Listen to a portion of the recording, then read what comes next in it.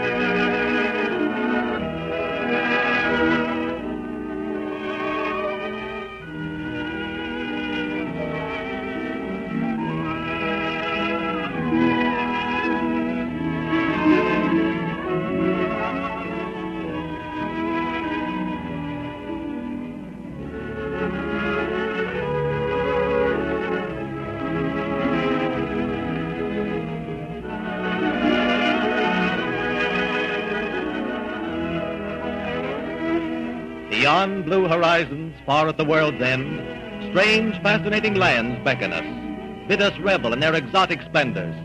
Come with us as we head for ports of call.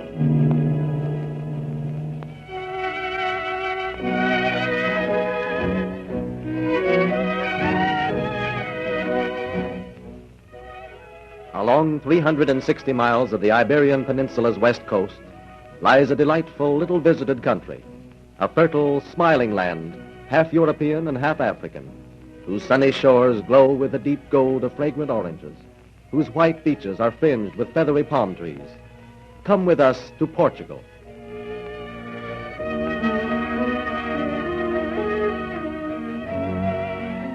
Seven centuries before the Christian era, the Phoenician navigators, having founded trading posts all around the Mediterranean basin, sought new outlets for their commerce.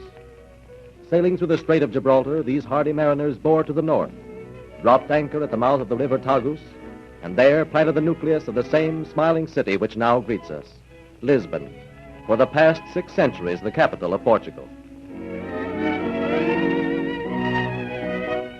And in spite of the bustle of its port, Lisbon, enthroned upon its 7 hills, still reminds us that it was once the favorite vacation land for the haughty nobles of ancient Rome, and that its varied charms were celebrated by the great poets of antiquity. Making our way inland, we feel the intervening centuries slipping away.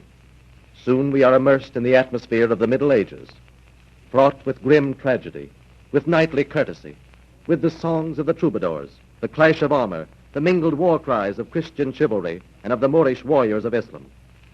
Before the Gothic pile of the church of Alacobca, the shades of the distant past seem to take shape before our eyes, and we witness anew the old tragedy of the love of Pedro the Severe or the beautiful Inez de Castro.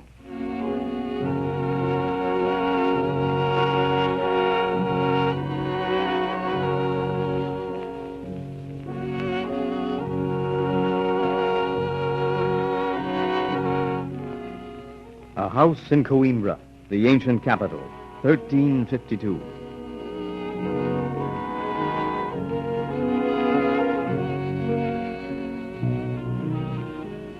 Maria, do you think it is a sin for me to be so proud of Don Pedro's love for me? Sin? Oh, no, no, Senorita Inez.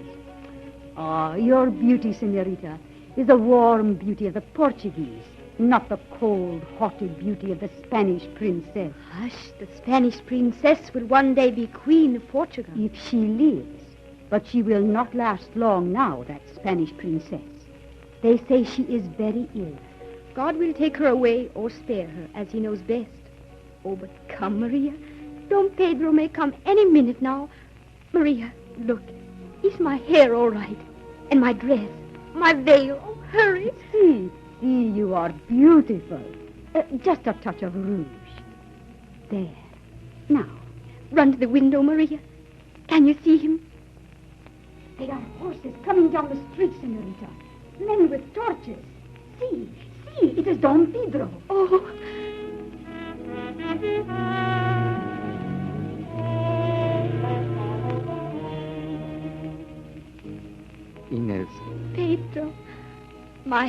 handsome prince. Ah, but you are late. I know. Things have happened at the palace. Serious things. What is it, Pedro? My wife, the Spanish princess. She's... Yes. This evening, Inez. She's dead. Poor thing. No, you are too kind, Inez. She wasted no love on you. She has always known that I did not love her. That our marriage was only a political arrangement. I know that, Pedro. That's why I'm sorry for her.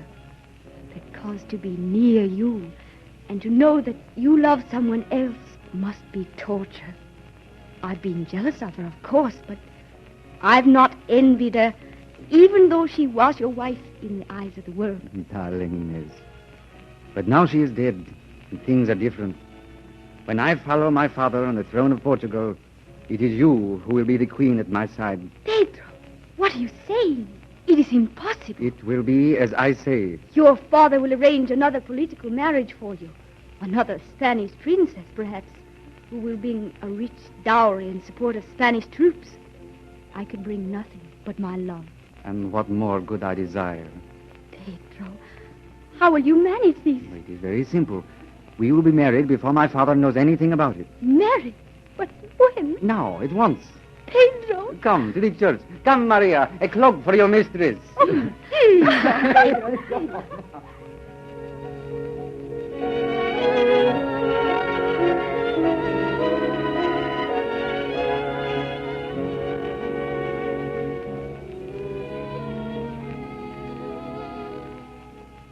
Your Majesty, these alliances by marriage with Spain are an old and well-tried policy.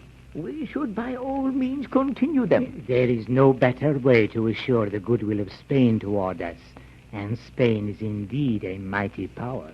This is the opinion of all the council? Majesty. Very well, then. Herald, advise Don Pedro that we wish to see him at once. See, Your Majesty.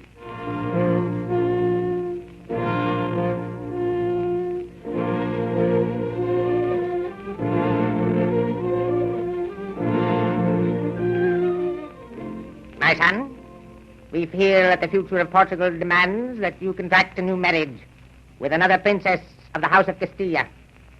The Spanish envoy assures me that such a project would be greeted with pleasure at Madrid. We wish now to inform you of our decision and to receive your consent. Is that all? Right. You consent, of course? No. What? I said no. Why, Don Pedro, I am no longer speaking to you as your father. As King of Portugal, I order you to give your consent immediately. Your Majesty, I have sacrificed myself once for reasons of state. As Crown Prince of Portugal, I married a Spaniard whom I did not love. By her, I have had a son to carry on the royal line. My duty in that respect is finished. I will not marry another Spanish princess. That is final. I will oblige you to. You cannot oblige me to, And why not, pray? because I am already married. Married? To whom? I know. It is that infamous Inez de Castro. That's Stop! King or no king, another word like that and I shall kill you. Dom Pedro, my son, be calm. Filial disrespect is a grievous sin. I have married Senorita Inez de Castro. And when I succeed to the throne, she will be Queen of Portugal. Never, never. Wait, Your Majesty. I have a plan. Plan? Yes, wait. Very well, Pedro. We shall not decide the matter today. Go. Lead your troops in your campaign across the Tagus. Perhaps the heat of battle will melt your stubborn heart. Farewell. God be with your arms. Farewell. Now, Count, your plan.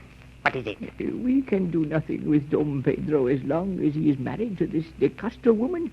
He has loved her for many years. They are devoted. Yes, I know all that. Come to the point. Dom Pedro will soon be safely out of the city. Then what is to prevent us from removing the only obstacle to the Spanish marriage? You mean... Inez de Castro. Wait a moment. The council may retire. Yes, Your Majesty, please. Now we are alone. Well, continue. It is very simple. Doña de Castro returns from her evening prayers at the cathedral at nightfall. 2 men could strike her down in the street, and I know the men. Get them.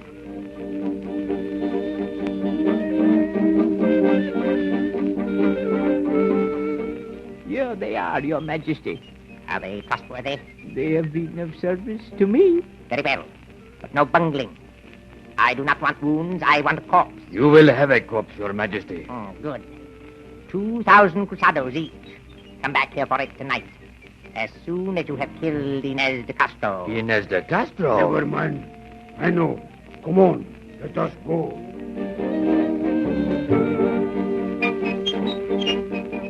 And as the king and his evil advisor waited in the dark council chamber, the hired assassins stole through the gathering dusk toward the cathedral. There they waylaid their victim. Their sharp daggers flashed. Inez de Castro fell dead.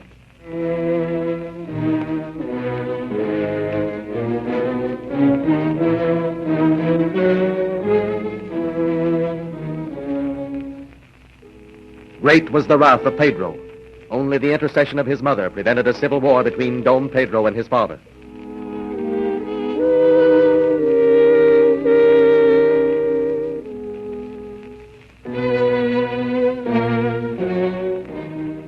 But Dom Pedro did not forget or forgive.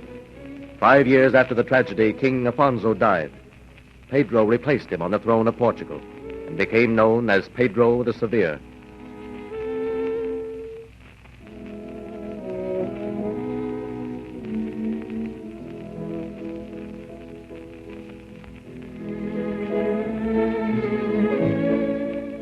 Well, Carlos, Your Majesty, I am happy to say that I was able to trace the assassins of Doña Inez to their hiding place in Spain. and you brought them back? Yes, Your Majesty. Excellent, Carlos.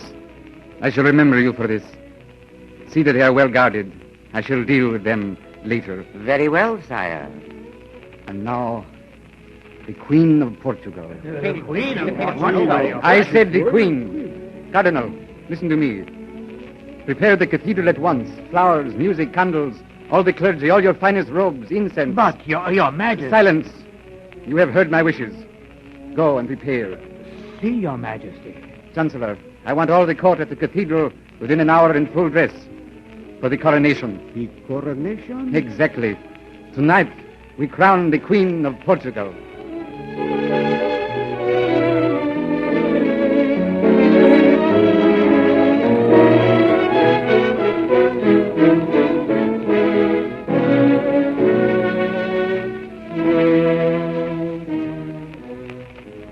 And we crown thee, Inez de Castro, Queen of Portugal, in nomine Patris et Filii et Spiritus Sanctus. Amen.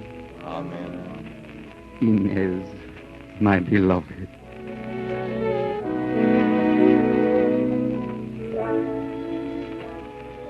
And so Pedro, true to his promise to his beloved wife, at last witnessed the coronation of Inez de Castro as Queen of Portugal, with the full ceremony of coronation, his deepest tribute to her memory 5 bitter years after the assassins of his father took her from him.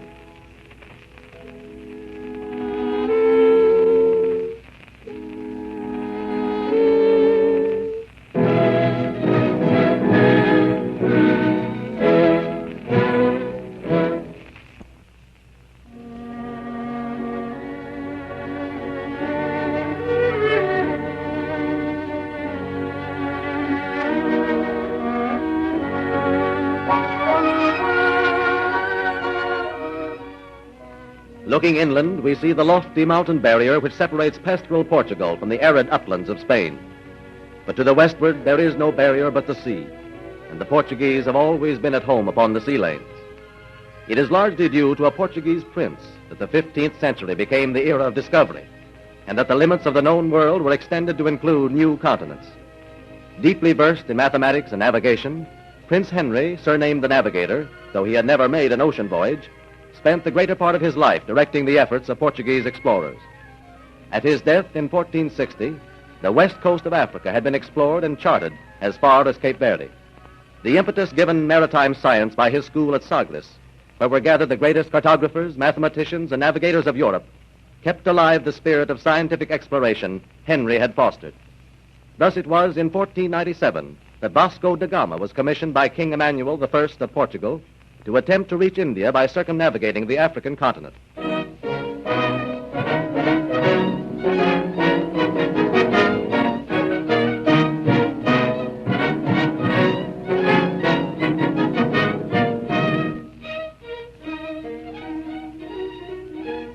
Vasco, your ships are ready. They are the finest caravels ever built. Bartholomew Diaz himself was in charge of their construction. They are supplied with every known aid to navigation, every available chart and book. They carry stores for 3 years. The crews are all especially trained. You have the finest shipmasters and pilots in Portugal. You will command the flagship, the São Rafael. Your brother Paulo da Gama, the São Gabriel. And Nicholas Coelho, the São Miguel. To you we entrust the royal standard of Portugal. In all confidence in your skill and courage, we say, go, Vasco da Gama, for the glory of God and country.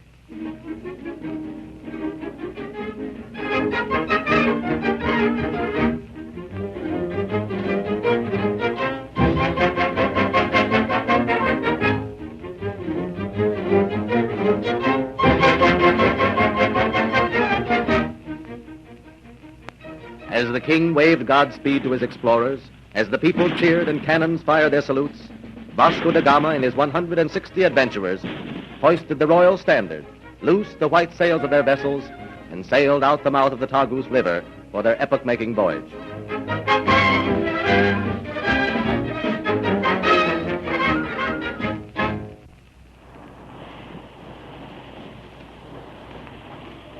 Holy Mother of God, will we ever see land again? Not on this course, that is certain. I sail with Diaz. We made the whole west coast of Africa.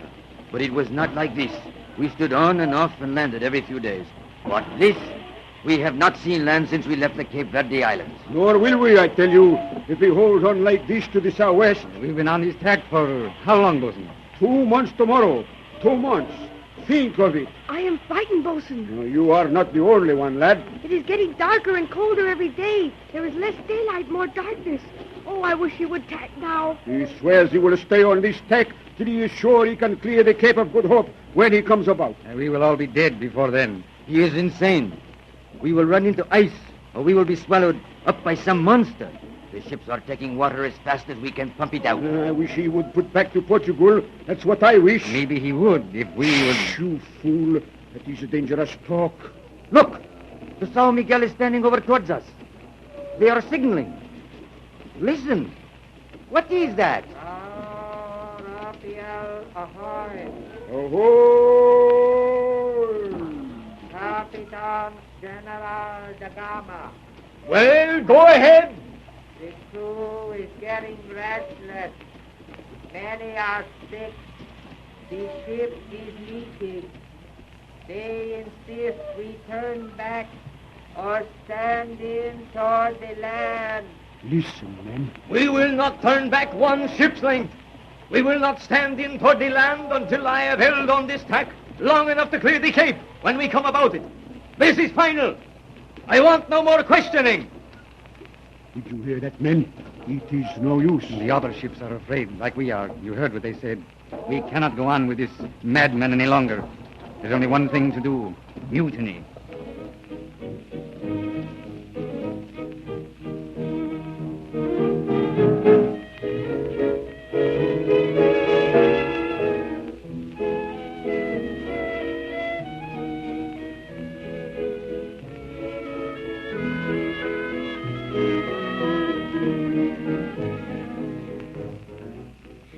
Excuse me, Capitan, for running in.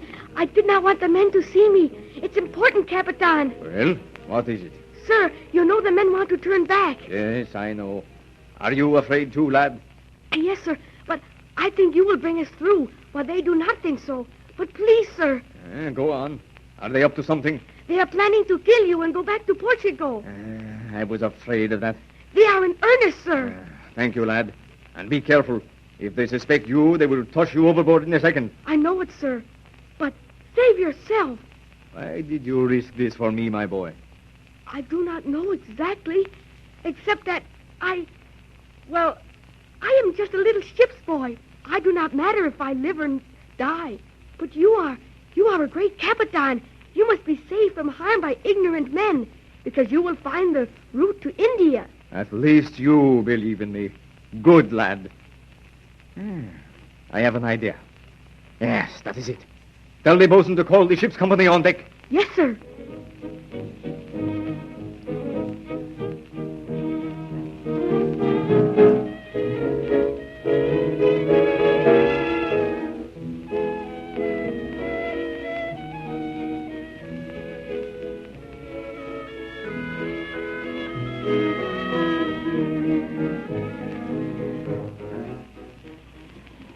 Now, men, we are all gathered together because I have something important to tell you. You are all frightened and weary. I am no more valiant than the rest of you. I am just as tired as you. I would like to be home in Portugal just as much as any of you. I am not an inhuman monster who enjoys seeing you terrified and suffering. I know you do not want to go on. And the ships, after all these storms, are in a dangerous condition. So, I do not want to be answerable for your lives. Therefore, I have decided that if we run into bad weather again, I shall abandon the voyage and head back to Portugal. I thought that would please you. It pleases me, too. But there is a formality to go through first. Because if we go back, the king will blame me unless I have something to show him. Therefore, my clerks are preparing a document setting forth all the reasons we have for abandoning the voyage. And I want each one of you to sign it. Now, the document is in my cabin. You will sign in order of rank. First, the shipmaster, the navigator, and the pilot. The rest of you afterwards. Come forward, you three. Come in. Come in. Here, Carlos. See. Miguel. See. Put these three men in irons. Quickly, push them into the lower cabin. Come on. Lad, fetch me all their navigating instruments at once. Bring them to me on the quarterdeck. Yes, sir. Now you, Miguel, stand watch over the prisoners. See. Carlos, come on deck with me. See, my Captain. Give me the instruments, lad. Here they are, sir. Now look, you cowards. Here are all the navigating instruments in the ship. You see what I do with them? Holy Mary, he's thrown them overboard. Overboard. Oh, the instruments are gone. See, they are gone. And the only three men in the ship who know how to use them are my prisoners. Huh? Now move from you, and they will be killed. Killed. Now, you will go with me where I choose to take you. You will rely on me from now on, or you all perish. You can all know now that this voyage is going on as planned.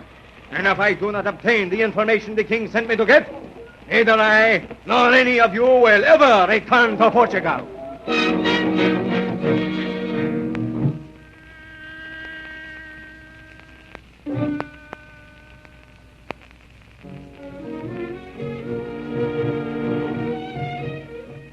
Thus it was that the indomitable Vasco da Gama persevered in his purpose. 10 months after leaving Lisbon, he dropped anchor in Calcutta, having crossed the South Atlantic to within a few hundred miles of South America. The sea route to India was open, and for a brief period, Portugal was the world's greatest maritime empire. The might of Portugal endured until her armies were defeated by the Spanish king, Philip II, whose ferocious lieutenant, the Duke of Alba, placed Portugal under the Spanish yoke in 1581. From then on, her power melted away. Her far-flung colonies, Madeira, Brazil, India, Africa, Cochin China, were lost to her. And though she passed through a long succession of political changes, from a Spanish protectorate to a constitutional monarchy and thence to a republic, Portugal has never regained her ancient standing as one of the great powers.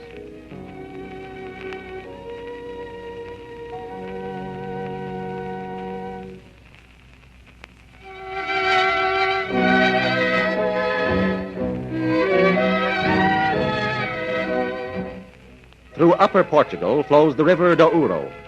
At its mouth lies beautiful Oporto, in its present aspect very much like a city of the 18th century. It was the ancient city on this spot which gave its name to the whole country, for the Romans called it Portus Cale. It is by the wine which grows in the Douro Valley that Oporto is known chiefly to the modern world. In the days when George III was King of England, rich, warm, ruddy port wine became the delight of the aristocrats of Europe. Through crystal decanters, it has shed its purplish glow on the fine white linen of countless dinner tables in the old and the new worlds. Kings and diplomats, princes and merchants have sat long at table as the decanters were passed around, comparing notes and savoring the rare, rich taste of good port wine. It is perhaps due in part to the glow of the southern sun, thus brought into foggy England in hogsheads from Oporto, that the English have ever been firm allies of Portugal. So as our ship steams out of the harbor of Oporto to carry us home, let us profit by this delight of the gourmet to drink a toast to charming, hospitable Portugal, in the generous wine which will serve henceforth to stir in our hearts a cordial souvenir of this beautiful country.